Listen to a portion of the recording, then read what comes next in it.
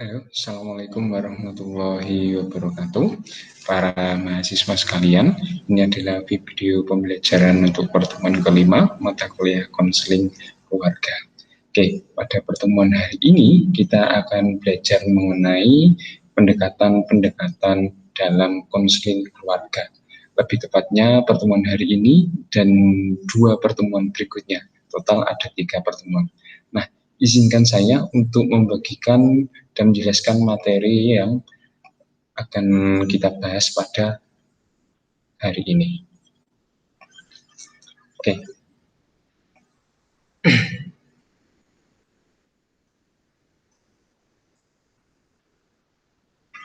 Nah, pada pertemuan kelima ini ya, kita akan mulai membahas mengenai pendekatan-pendekatan dalam konseling keluarga. Yang mana pendekatan itu sebenarnya ada banyak pendekatan itu. Nah, namun sebelum itu kita perlu mempertanyakan dulu, ngapain sih kita belajar pendekatan dalam konseling keluarga? Apa sih itu pendekatan dalam konseling keluarga, dan bagaimana tentunya nanti kita melakukan pendekatan dalam konseling keluarga. Nah, ini masalah di dalam keluarga, konflik di dalam keluarga, sengketa dalam keluarga, itu topiknya bermacam-macam, kasusnya berbeda-beda. Nah, dalam kita mendekati kasus per kasus, itu kita lakukan dengan menggunakan pendekatan yang berbeda-beda.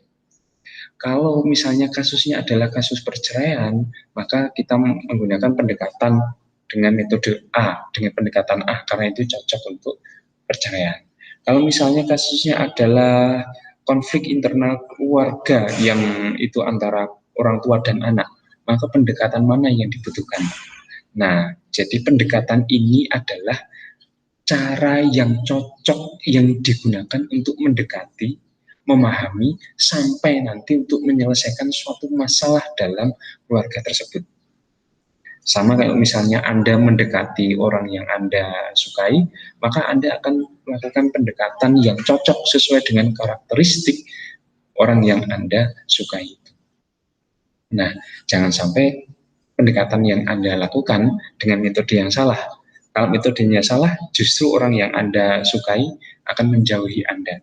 Begitu juga dalam konseling keluarga, melakukan dengan pendekatan yang sesuai agar masalahnya dapat dipahami secara tepat sampai nanti diambil rekomendasi-rekomendasi penyelesaian masalahnya. Nah, itu sudah menjawab dua pertanyaan ini ya. Apa itu pendekatan dalam konseling keluarga dan mengapa kok pakai pendekatan? Nah, terus bagaimana melakukan pendekatan? Nah, ini yang akan kita pelajari. Bagaimana melakukan pendekatannya? Ini melakukan pendekatan ini sifatnya keterampilan. Jadi nanti kita akan sampai pada keterampilan bagaimana melakukan pendekatan konseling. Namun pada 1, 2, 3 pertemuan mendatang ini kita akan belajar dulu asumsi-asumsinya, dasar-dasarnya, dan setelah itu nanti kita siap untuk melakukan simulasi atau praktik bagaimana melakukan pendekatan konseling keluarga.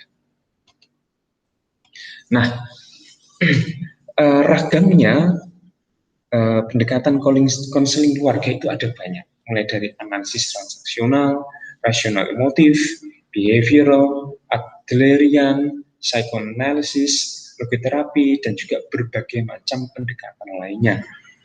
Nah, ini kalau semuanya dipelajari 1 semester nggak cukup. Nah, maka dalam mata kuliah ini kita tidak banyak-banyak belajarnya. Cukup 3 saja, yaitu analisis transaksional, rasional emotif, dan juga behavioral. Oke, marilah kita menuju pada pendekatan yang pertama. Jadi pada pertemuan kelima ini yang akan kita bahas adalah pendekatan analisis transaksional. Oke, silakan Anda mengambil buku catatan, silakan Anda menyimak apa yang saya sampaikan. Bila mana ada yang Anda rasa penting dan ternyata itu tidak saya kutip atau tidak saya tulis dalam PowerPoint atau tidak saya coret-coret dalam layar, Anda bisa mencatatnya secara mandiri di buku catatan Anda. Dan bahkan itu mungkin sesuatu yang penting yang saya tidak menuliskannya. Saya tidak menjelaskannya secara tertulis di layar. Oke. Nah, silakan menyiapkan buku sambari, Anda menyiapkan buku catatan. Kita akan mulai ke pendekatan analisis transaksional.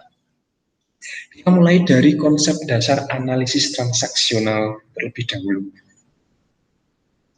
Nah, konsep dasarnya adalah bahwa pendekatan konseling ini adalah pendekatan yang menekankan pada hubungan interaksional. Ingat kemarin kita sudah sedikit banyak mengulas mengenai teori sistem, jadi konsep dasar dari analisis transaksional ini ya menekankan hubungan interaksional. Hubungan interaksional dari siapa ke siapa? Hubungan interaksional antar anggota keluarga,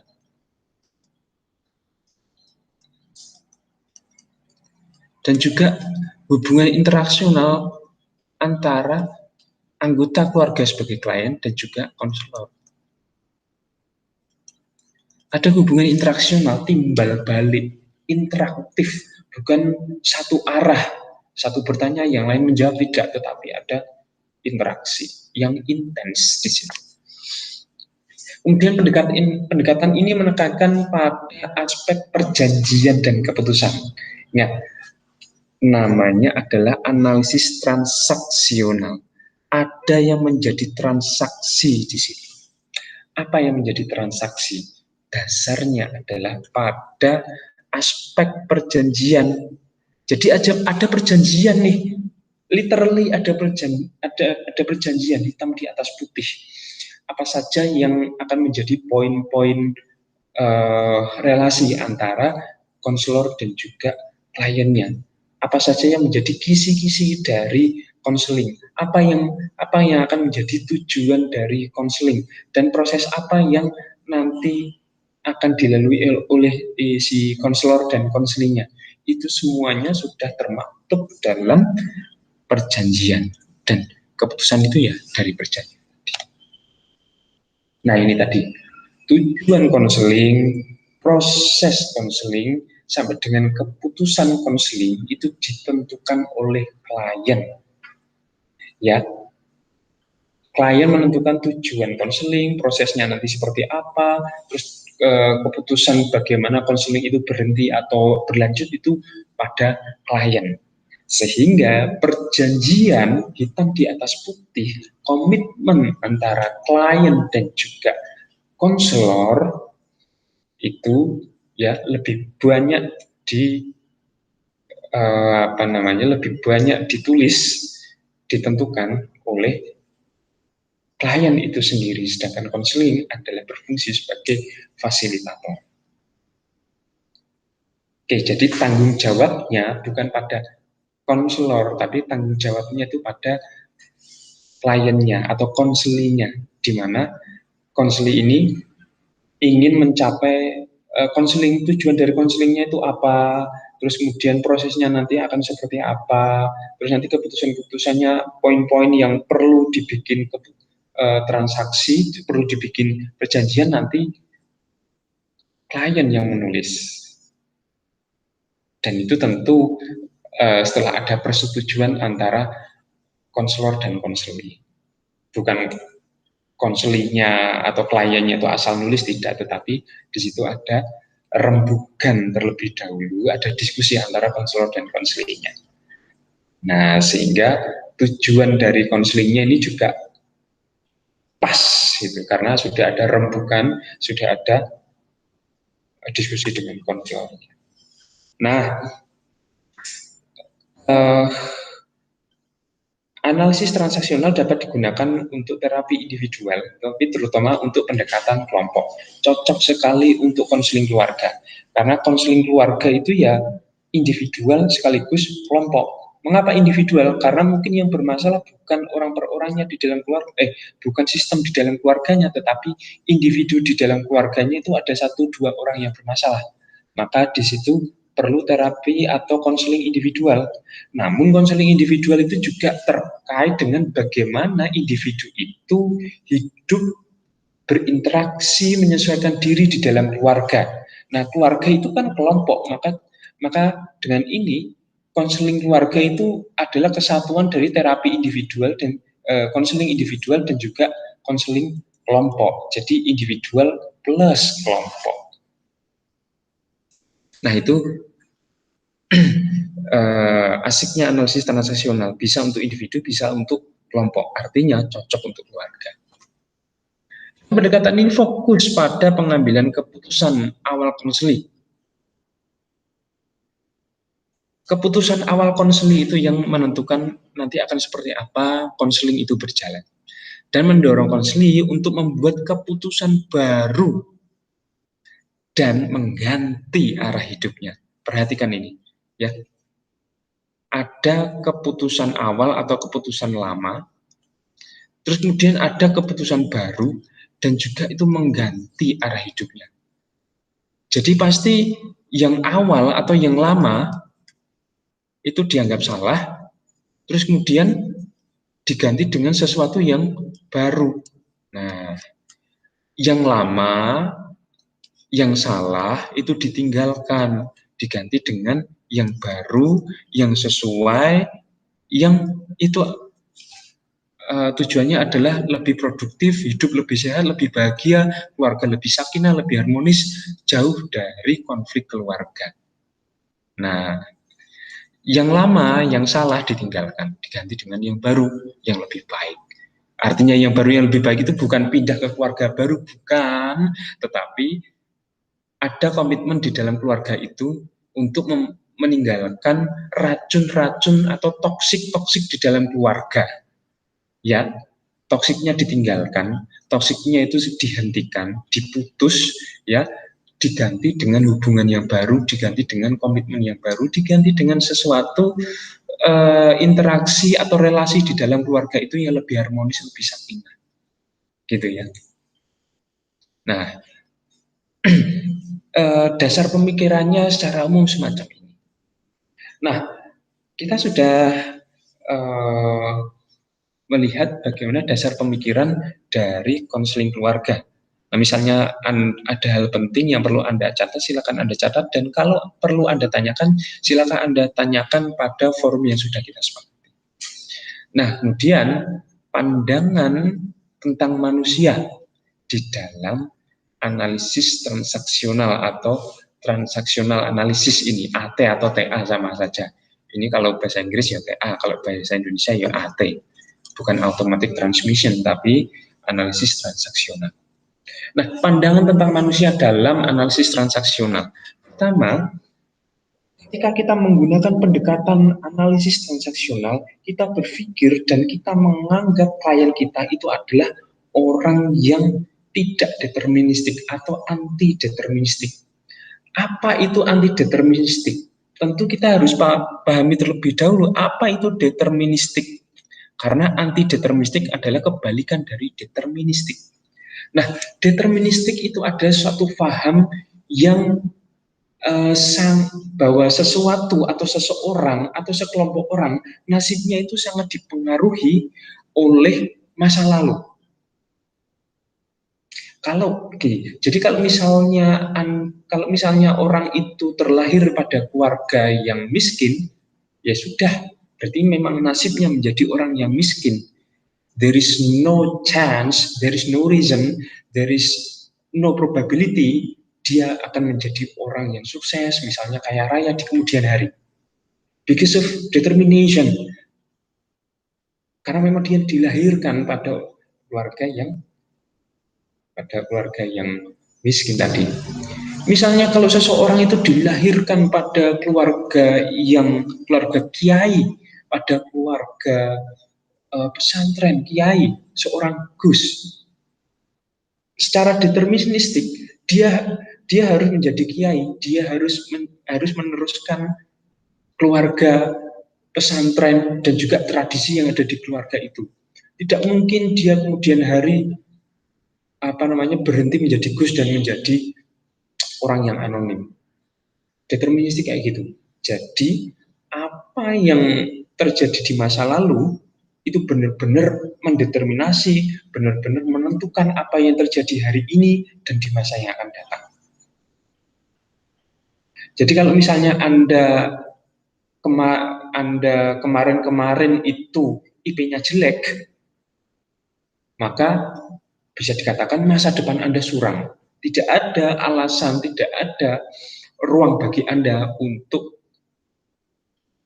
menjadi orang sukses di kemudian hari. Itu deterministik.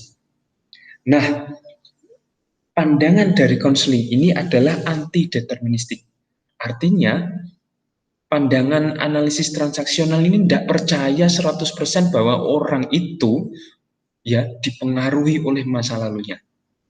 Kalau orang itu masa lalunya jelek, dia bisa saja insaf dan menjadi orang yang baik. Itu anti-deterministik. Kalau misalnya dulu dia tidak beriman, bukan berarti seterusnya dia tidak beriman, dia bisa berubah menjadi orang yang beriman. Itu anti-deterministik. Begitu juga sebaliknya. Bukan berarti orang yang beriman pasti akan beriman terus. Suatu saat mungkin saja dia akan menjadi sebaliknya. Itu pandangan anti-deterministik itu kayak gitu. Jadi orang itu bisa berubah dan masa lalu itu tidak 100% mempengaruhi masa kini dan juga masa depan. Selama orang itu mau berubah, maka Tuhan akan mengabulkan. Tuhan akan merubah nasibnya. Gitu ya.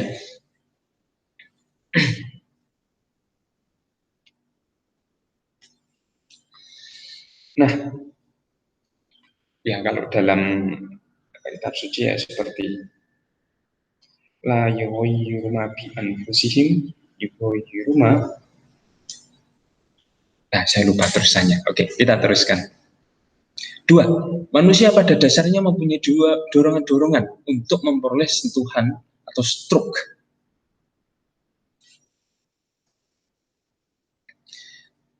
Pertama, kita perlu notice di sini. Sentuhan atau stimulasi dalam analisis transaksional itu disebut stroke, strike atau sentuhan. Manusia itu butuh sentuhan. Manusia itu punya dorongan-dorongan untuk memperoleh sentuhan, untuk disentuh, untuk merasa tersentuh. Tersentuh secara akal, tersentuh secara hati, tersentuh secara perilaku, dan seterusnya.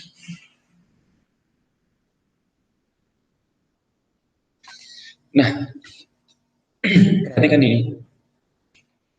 Nah, itu juga dalam analisis transaksional, ya kepribadian seseorang itu terbentuk dari naskah hidup.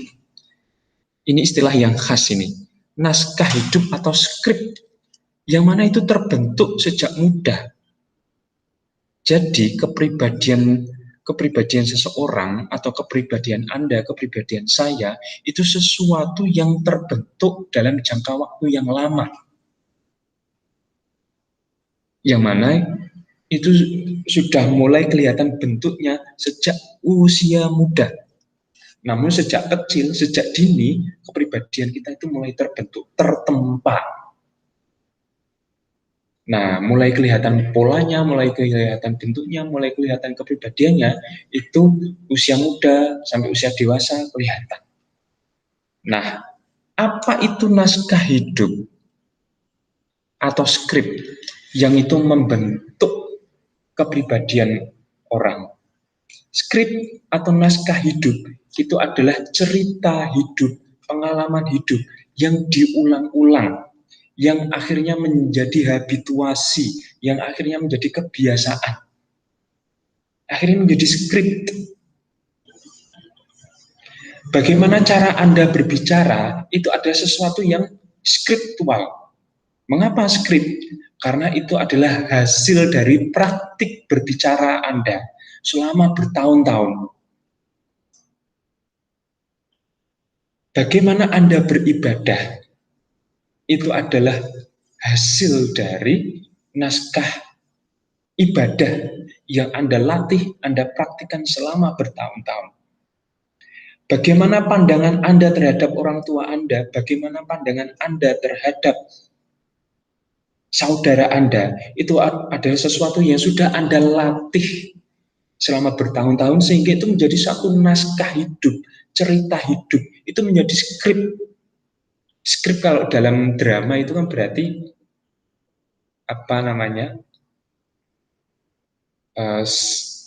skenario gitu ya, atau naskah itu ya, skrip itu ya, naskah itu ya, naskahnya itu kayak gitu, kebiasaannya itu kayak gitu, polanya itu kayak gitu ya. Jadi bolehlah kita sebut sebagai pola, bolehlah kita sebut sebagai kebiasaan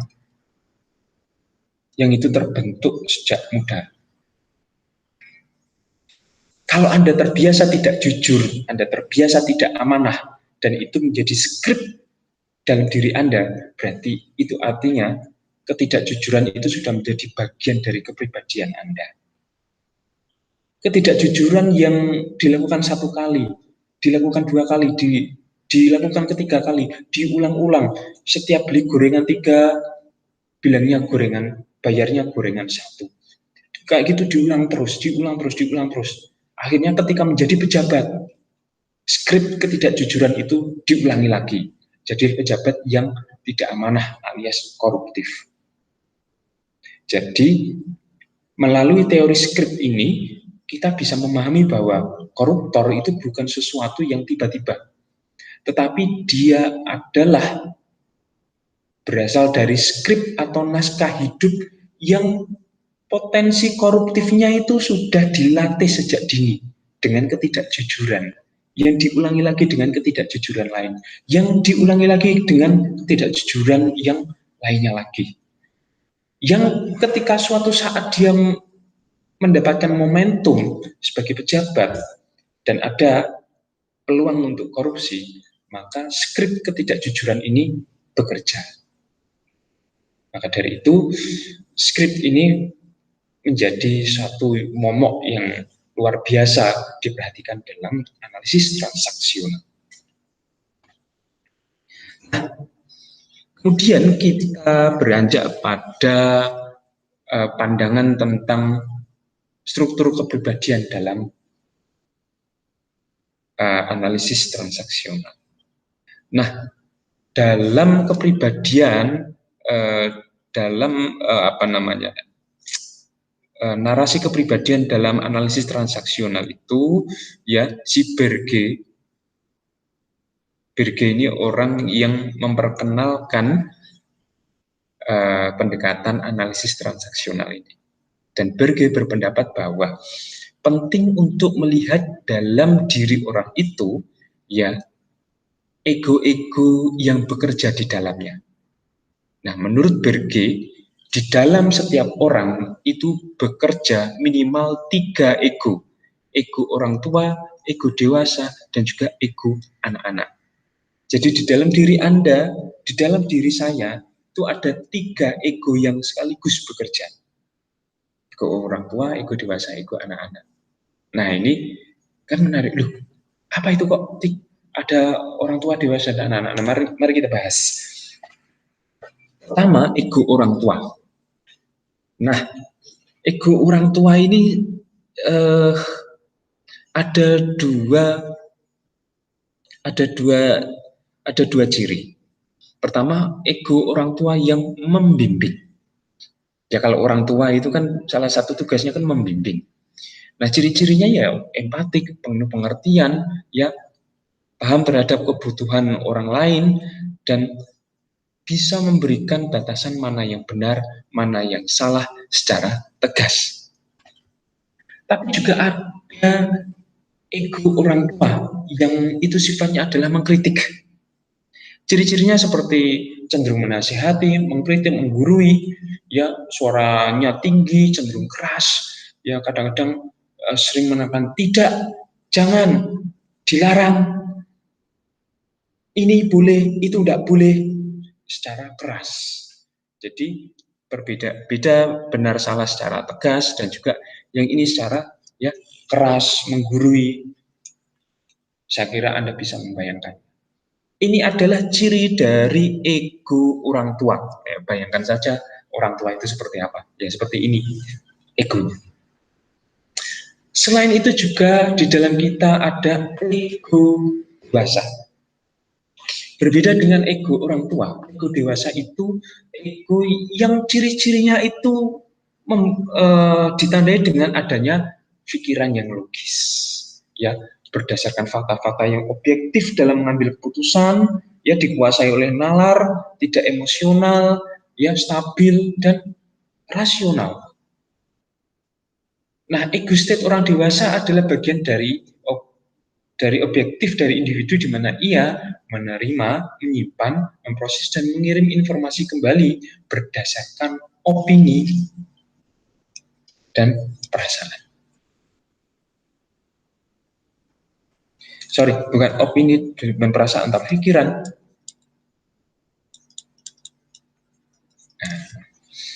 Nah,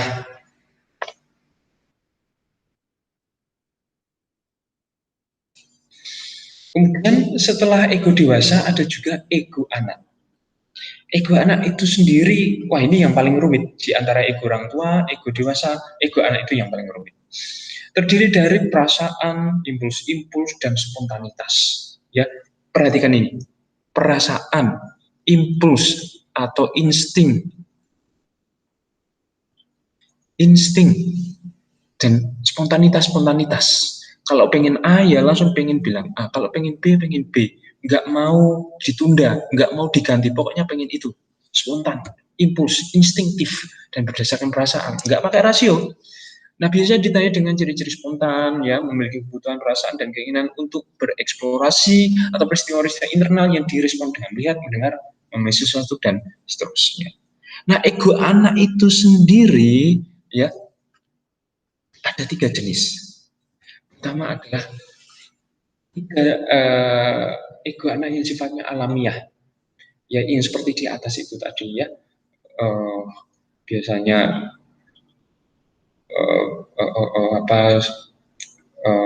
impulsif, ya, kalau ada keinginan tidak bisa ditunda.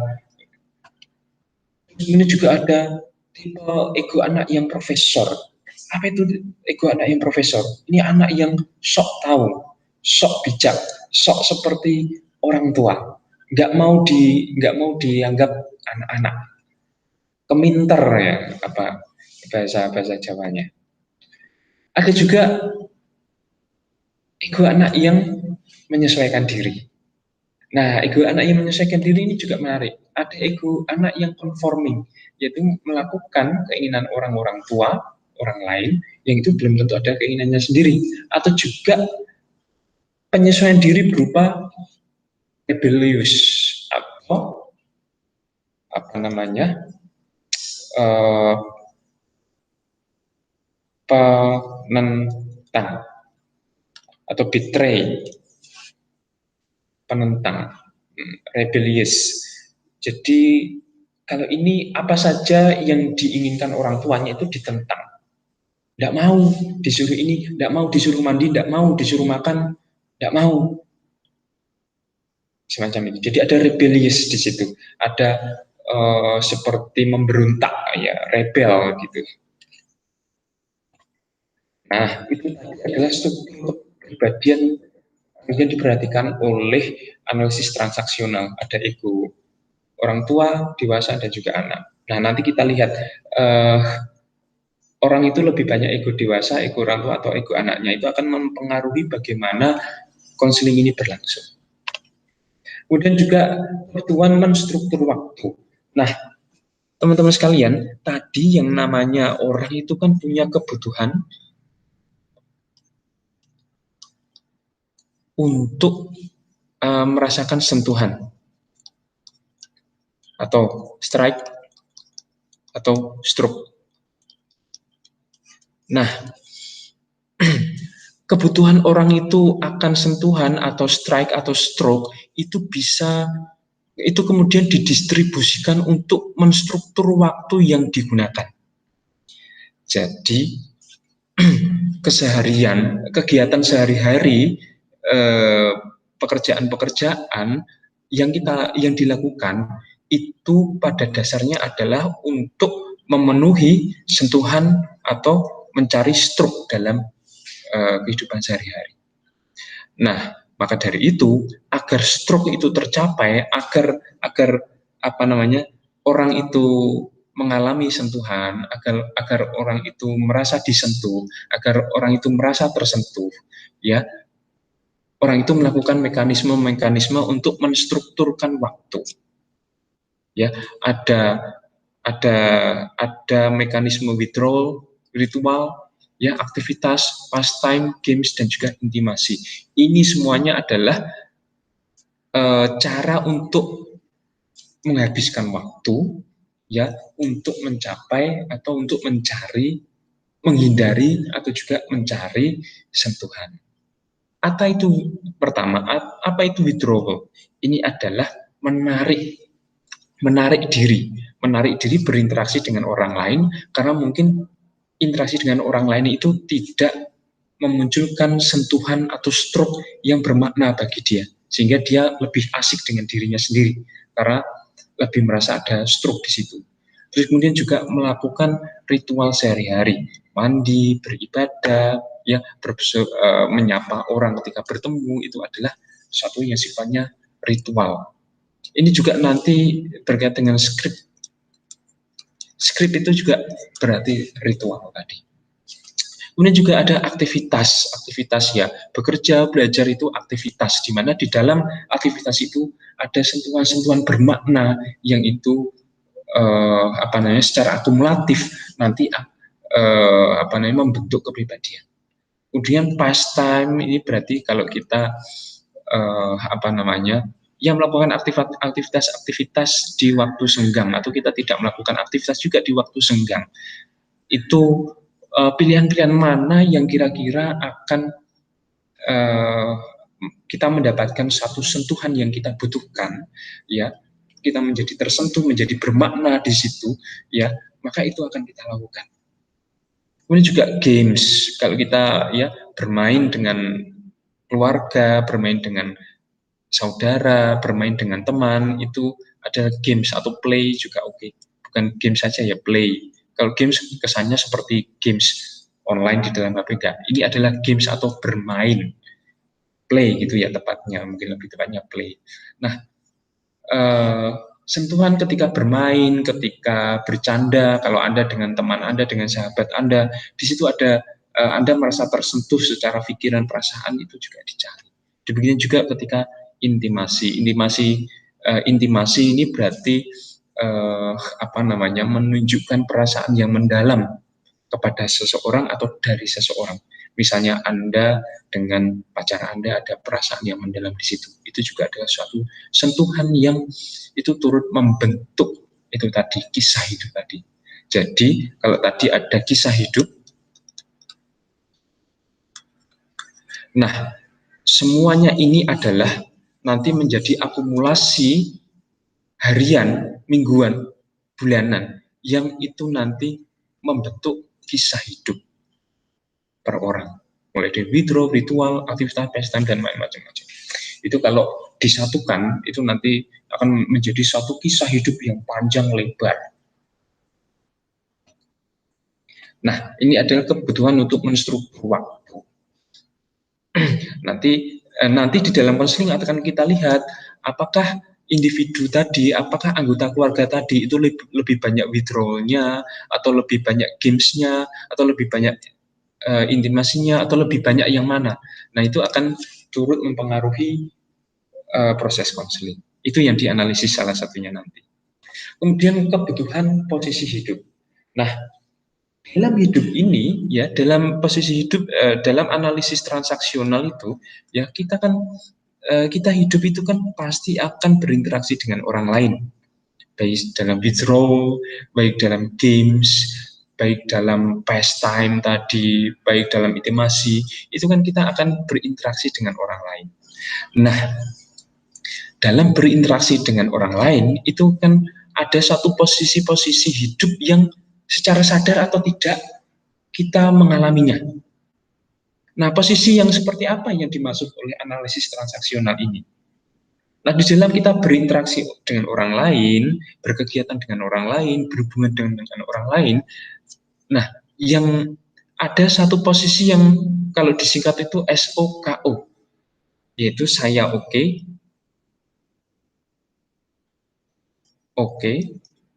kamu juga oke, dan itu SOKO. Nah, dalam berbisnis, dalam cerita asmara, dalam keluarga, ya, dalam berinteraksi dengan orang lain, kita kan punya posisi, eh, sa- saya oke, Anda oke. Misalnya kita lagi bahas menu makan nih. Menu makannya apa nih? Bagaimana kalau mie ayam? Saya suka mie ayam, kamu gimana? Saya nggak suka mie ayam. Nah, itu berarti ada salah satu yang tidak oke. Kalau kalau saya oke, kamu oke, itu berarti saya suka mie ayam, kamu suka mie ayam, oke. Semuanya saya oke, kamu juga oke. Ini dua-duanya mau mie ayam. Nah, kalau SOKTO itu berarti saya oke, kamu tidak oke. Nah, saya oke, kamu tidak oke. Saya suka mie ayam, kamu tidak suka mie ayam. Tapi kita tetap beli mie ayam karena saya yang bayarin. Nah, itu saya oke, kamu tidak oke. Nah, ini juga mirip dengan cerita asmara Anda. Anda oke, tetapi orang yang Anda taksir itu tidak oke. Berarti itu nasibnya adalah sukto itu tadi, alias bertepuk sebelah tangan. Kebalikan dari sukto itu ya STOKO tadi. Jadi saya tidak oke, kamu oke. Jadi saya tidak suka kamu, tapi kamu suka saya. Atau saya tidak suka mie ayam, kamu suka mie ayam. Dan kamu memaksa saya untuk beli mie ayam. Nah, misalnya kayak gitu. Kalau STKO berarti saya maupun kamu tidak oke. Nah, posisi hidup itu kan seringkali kayak gini. Kalau ini kan kalau pada umumnya kan yang win-win solutionnya kayak gini.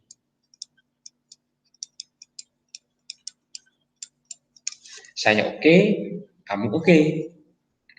Kalau mie ayam saya mau, Anda nggak mau, berarti kita ya cari yang dua-duanya mau. Jahat mau nggak? Oh, saya nggak mau, Anda mau. Terus buka-buka pintu, gimana? Oh, sama-sama nggak mau. Terus cari sampai ada win-win solution, sampai sama-sama oke, sama-sama mau. Nah, dalam kehidupan ini kadang-kadang kan kita tidak oke, tetapi kita dipaksa untuk mau, kan gitu. Saya tidak suka mie ayam, Anda suka mie ayam. Lantas Anda memaksa saya makan mie ayam karena Anda yang bayari. Kan misalnya kayak gitu.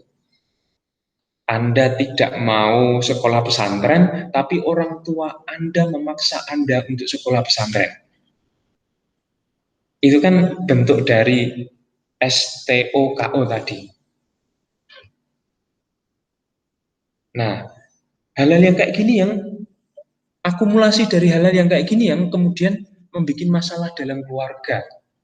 Orang tua terlalu memaksakan, atau salah satu pihak terlalu memaksakan, akhirnya pihak yang lain memendam kejengkelan.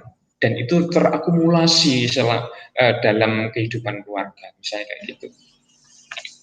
Nah, itu kebutuhan posisi hidup. Berapa ini sekarang? Oke. Nah, dari situ ya, dari beberapa asumsi tadi ya, kemudian kita melihat bagaimana analisis transaksional ini melihat kepribadian yang sehat. Jadi menurut Berge, yang menemukan analisis transaksional ini, kepribadian yang sehat itu yang seperti apa sih? Mari kita lihat. Pertama, pribadi yang sehat itu berarti individu yang dapat menampilkan ego state-nya secara luas sesuai tempat ia berada. Karena kan di dalam diri kita itu kan ada 3 ego sekaligus tadi itu ya, yang orang tua, dewasa, dan anak-anak. Jadi ya, individu yang sehat itu yang bisa secara luas menampilkan ego state-nya sesuai dengan tempat di mana ia berada. Kadang-kadang dia menjadi orang tua kalau yang dihadapinya misalnya adalah orang-orang yang lebih muda. Kadang-kadang dia menjadi dewasa kalau suasananya membutuhkan kedewasaan. Kadang-kadang dia menjadi anak-anak kalau misalnya dia sedang bermain dengan anak-anak. Jadi walaupun dia itu sudah dewasa, walaupun secara usia dia itu sudah 50 tahun ke atas, namun dia bisa menjadi anak-anak, dia bisa menjadi dewasa, dia sangat bisa menjadi orang tua. Misalnya, Anda melihat kakek Anda atau nenek Anda bermain asyik dengan cucunya. Secara fisik Anda melihat orang tua, kakek nenek yang bermain dengan cucu. Tetapi secara psikologis, secara kepribadian, ya, dia adalah anak-anak. Orang tua yang sedang menggunakan ego state anak-anak untuk bermain dengan cucunya. Bisa dipahami ya? Oke. Kemudian juga individu berusaha menemukan naskah hidupnya atau skripnya ya secara bebas serta memungkinkan pula ia memperoleh sentuhan secara bebas pula. Nah, ini tadi yang disebut sebagai antideterministik ya.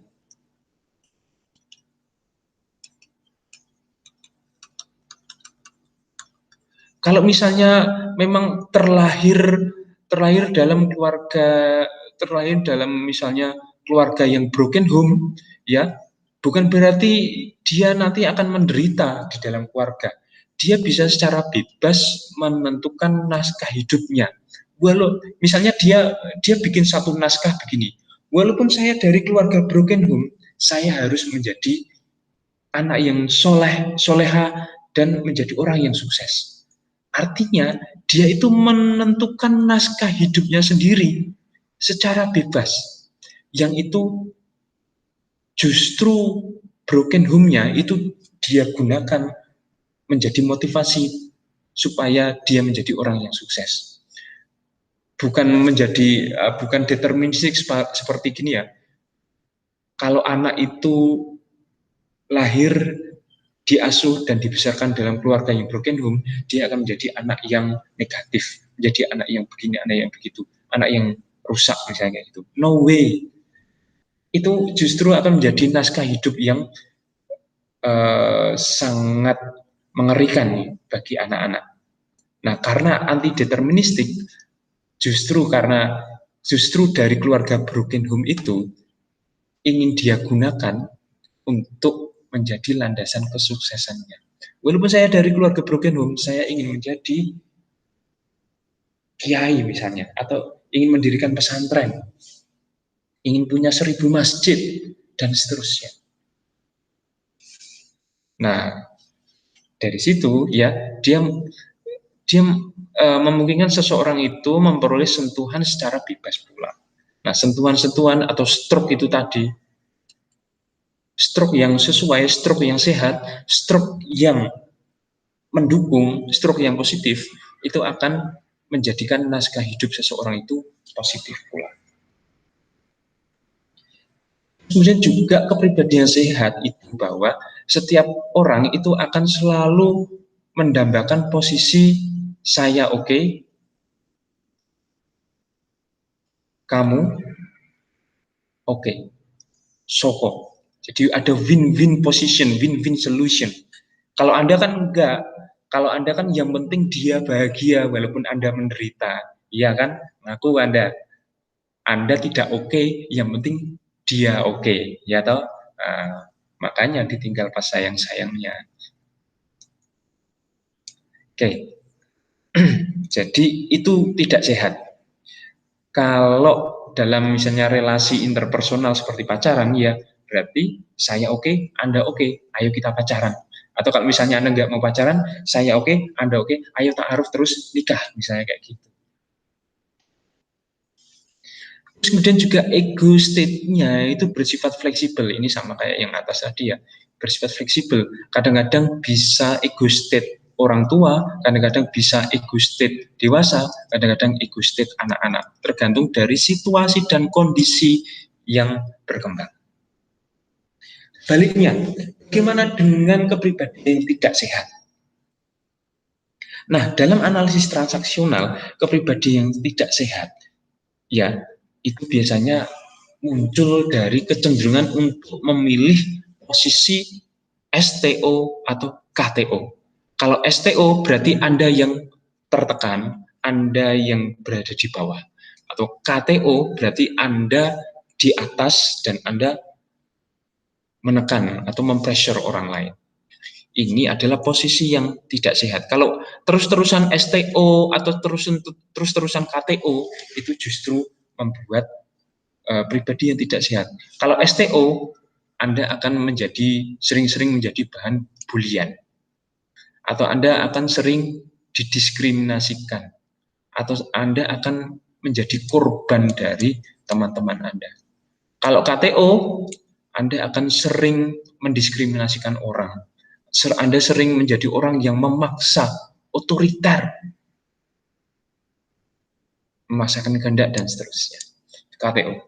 Nah, begitu juga kepribadian yang tidak sehat itu ya ditandakan dengan kecenderungan untuk menggunakan ego state yang tunggal untuk situasi yang berbeda-beda. Misalnya orang tua, pakai ego state orang tua terus, serius terus, sok bijak terus. Itu juga nggak sehat. Waktunya bercanda, ya pakai ego state yang tepat. Bercanda dengan anak-anak, dengan orang tua, atau dengan dewasa. Waktunya serius, ya pakai ego state yang dewasa, rasional, logis. Ketika Anda menjadi orang yang dituakan, ya jadilah ego state orang tua. Ego state yang berbeda-beda. Kemudian juga ego state yang ditampilkan terlalu cair. Nah, ini sebaliknya nih. Terlalu cair sehingga tidak ada batas antara ego state yang satu dengan ego state yang lainnya. Ini juga tidak sehat. Terlalu cair. Dalam satu waktu Anda menjadi orang tua, tapi 1 menit kemudian Anda menggunakan ego state anak kecil Anda. Ini terlalu cair. Sehingga ini juga tidak sehat, terlihat tidak konsisten, tidak empan papan gitu. Tidak sesuai dengan situasi kondisi. Atau juga ada satu ego state yang tercemar. Misalnya ego adult atau ego dewasa ya, yang dicemari oleh ego anak-anak atau juga ego orang tua.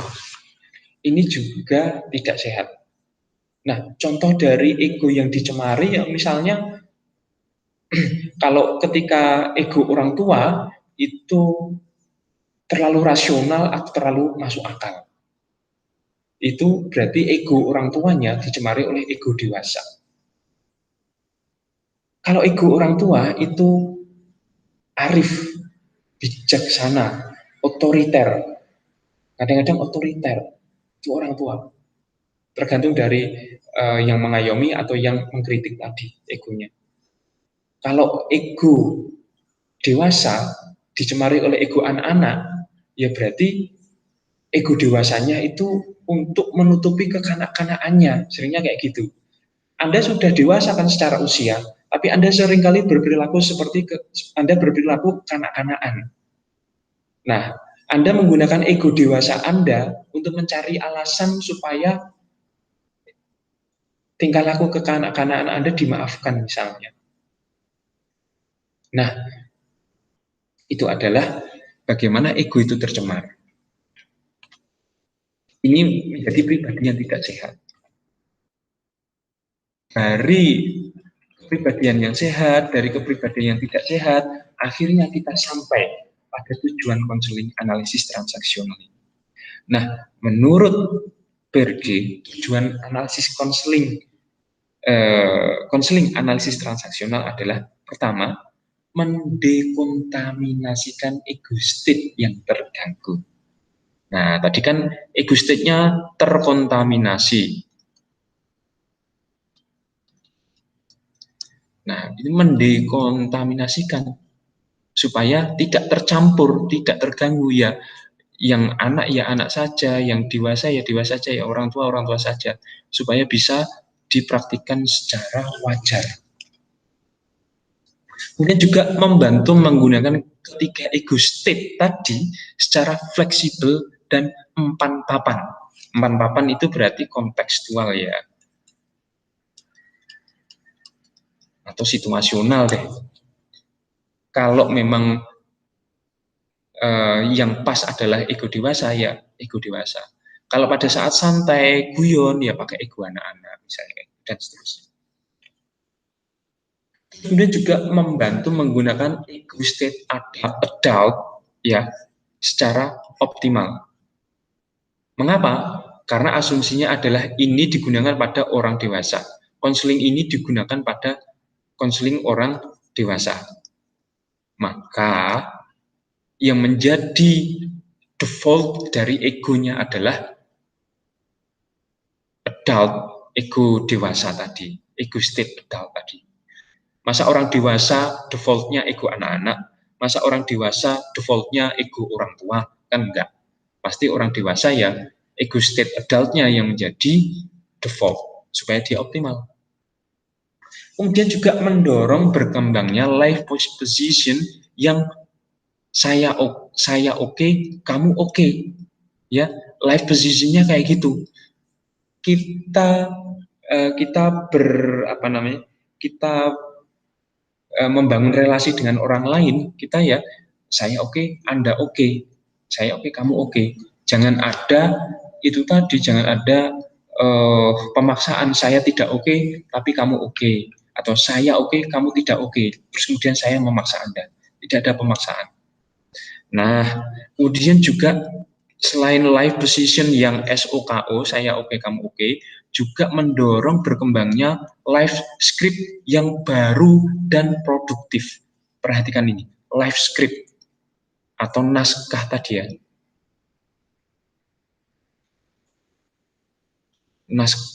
Naskah hidup atau life script, atau dalam bahasanya ya, kita mengembangkan, ini dalam bahasa saya ya, mengembangkan kebiasaan baru yang produktif. Ya, mengembangkan kebiasaan baru yang produktif. Itu tujuan konseling AT. Jadi kebiasaan yang lama itu dihancurkan, dihilangkan, dilupakan, diganti dengan kebiasaan baru, dikembangkan kebiasaan baru yang produktif, yang bagus. Dan ini nggak mudah, meninggalkan kebiasaan lama itu nggak mudah. Move on itu nggak mudah, kan Anda pasti mengalaminya. Nah, sehingga untuk mencapai tujuan konseling AT ini tadi, maka dibutuhkan setidaknya ada empat analisis dalam proses konseling. Pertama, analisis struktur ego. Egonya sudah benar apa belum, sudah empan papan atau belum ego state-nya, apa terlalu kekanak-kanakan, atau terlalu dewasa, atau terlalu orang tua. Nah, itu dianalisis yang pertama kayak gitu. Kemudian juga analisis transaksional, ya. Analisis transaksional ini tadi melihat yang mana yang paling menonjol dari struktur egonya. Apakah dilihat yang mana yang paling menonjol, itu nanti yang akan menjadi pusat perhatian atau pusat dari treatmentnya. Kemudian juga analisis naskah hidup, ya.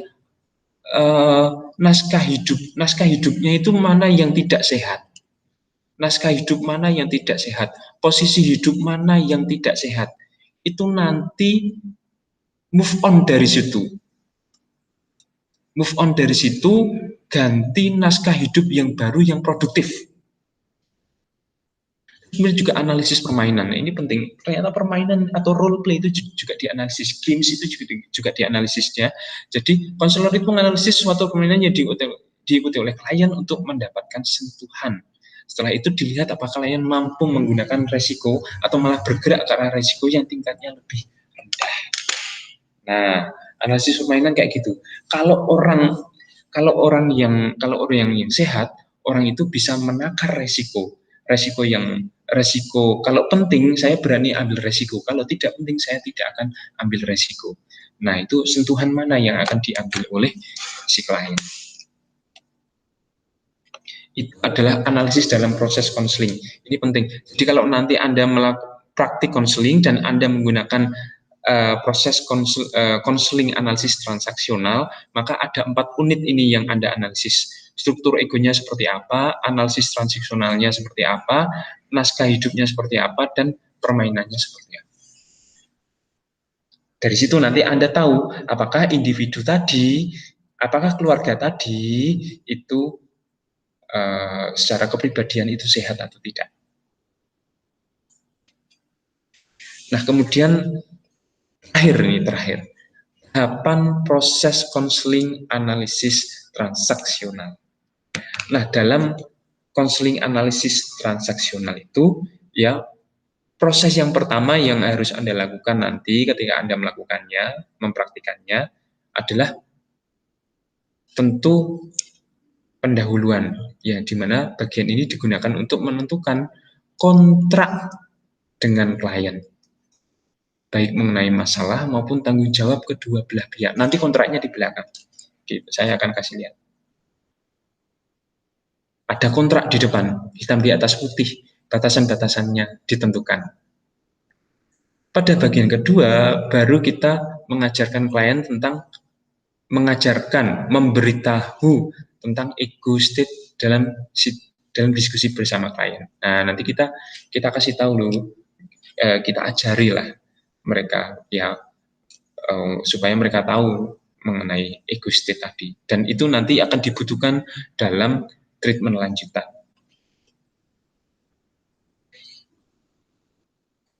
Nah, kemudian juga membuat kontrak yang dilakukan oleh klien sendiri. Nah, ini kalau ini kontrak profesional, ya. Terus kemudian ini adalah membuat kontrak yang dilakukan oleh klien sendiri. Yang mana itu berisikan apa yang akan dilakukan oleh klien dan bagaimana ia akan melangkah ke arah tujuan yang telah ditetapkan di dalam kontrak itu. Klienlah yang menentukan tujuan dari konseling, walaupun itu atas saran, rekomendasi, dan masukan dari konselor, tapi klienlah yang menentukan. Dan juga di dalam kontrak itu nanti akan berisikan apa-apa saja yang akan dilakukan oleh klien dan bagaimana dia akan mencapai tujuan dari konseling yang sudah ia tetapkan sendiri. Jadi semacam juklak juknis gitu, ya. Nah, nanti rinciannya akan ada di belakang. Terus kemudian setelah kontrak ini selesai, baru kemudian konselor, ya, setelah kontraknya selesai, rampung, tujuannya tercapai, kemudian baru konselor bersama klien menggali ego state dan memperbaikinya sehingga terjadi atau tercapai tujuan konseling. Maksudnya adalah, ya, setelah kontrak selesai atau di akhir proses konseling, ya, ada diskusi antara konselor dan konseli mengenai kembali memahami fungsi dari ego state tadi dan kemudian memperbaikinya sehingga tujuan dari konseling tercapai. Nah, satu kasus sederhana, kalau di dalam keluarga kan memang ada orang tua, ada dewasa, dan di dalam keluarga juga anak-anak. Nah, seringkali yang menjadi konflik di dalam keluarga itu adalah orang tua versus anak-anak. Nah, kalau konfliknya semacam ini, nanti kan ego-ego mana yang saling bertabrakan di sini? Anak-anak nggak mau ngalah, orang tua juga nggak mau ngalah, ego orang tua memaksakan diri menjadi orang tua, anak-anak pun juga tidak mau nurut dengan orang tua. Nah, ini peran dari ego state itu sangat sangat penting dalam konflik antara orang tua dan anak ini tadi. Begitu juga kalau misalnya konfliknya adalah orang tua versus orang tua atau anak versus anak. Itu juga ego state itu dalam dalam konseling analisis transaksional ini juga sangat penting. Nah, ini dimaksud. Nah, ini tadi yang saya maksudkan beberapa persyaratan yang harus dipenuhi dalam kontrak analisis transaksional. Pertama, dalam kontrak, konselor dan klien harus melalui transaksi dewasa-dewasa. Apa itu transaksi dewasa-dewasa? Transaksi yang rasional, logis, transaksi yang tidak emosional tentunya, tidak kekanak-kanakan, dan juga tidak menggurui seperti orang tua. Nah, setelah ada kesepakatan, serta ada kesempatan dalam menentukan tujuan-tujuan yang dicapai. Ini yang dimaksud melalui transaksi dewasa-dewasa. Maksudnya egonya dewasa-dewasa. Terus kemudian kontrak juga harus mempertimbangkan hal-hal berikut. Pertama, pertimbangan konselor memberikan layanan kepada klien secara profesional, baik berupa kesempatan maupun keahlian. Kemudian berikutnya juga pertimbangan kedua, yaitu klien memberikan imbalan jasa kepada konselor, pastilah ya, dan menandatangani serta melaksanakan isi kontrak sesuai dengan waktu dan jadwal yang telah ditetapkan. Perhatikan ini, ada waktu dan ada jadwalnya. Jadi ini sangat teknis. Kalau nanti Anda bikin kontrak dengan klien Anda, pastikan ada waktu dan ada jadwalnya. Jadi teknisnya itu jelas, tidak molor, tidak maju, tidak berlarut-larut, jelas, terjadwal. Kemudian juga kontrak berisi kompetensi dan komitmen kedua belah pihak. Konselor memiliki kecakapan untuk membantu klien dalam mengatasi masalah, dan klien harus cukup umur untuk memasuki suatu kontrak kuliah. Perhatikan ini, klien ya harus cukup umur untuk memasuki suatu kontrak konseling tadi. Artinya konseling analisis transaksional ini lebih banyak difungsikan untuk klien yang dewasa atau cukup umur, bukan klien yang anak-anak. Nah, kemudian juga tentu tujuan dari kontrak tidak bertentangan dengan kode etik konseling. Kalau itu sudah pasti, tidak perlu dijelaskan lebih lanjut. Kemarin kita juga sudah belajar mengenai kode etik konseling. Begitu kira-kira yang saya sampaikan, teman-teman sekalian. Setelah ini, jika ada hal-hal yang hendak Anda tanyakan, Anda sampaikan, silakan disampaikan di forum yang telah kita sepakati. Demikian penjelasan saya mengenai konseling analisis transaksional. Maksud saya pendekatan konseling dengan pendekatan analisis transaksional. Jika ada salah, saya mohon maaf, dan sampai jumpa pada video pembelajaran yang lainnya. Assalamualaikum warahmatullahi wabarakatuh.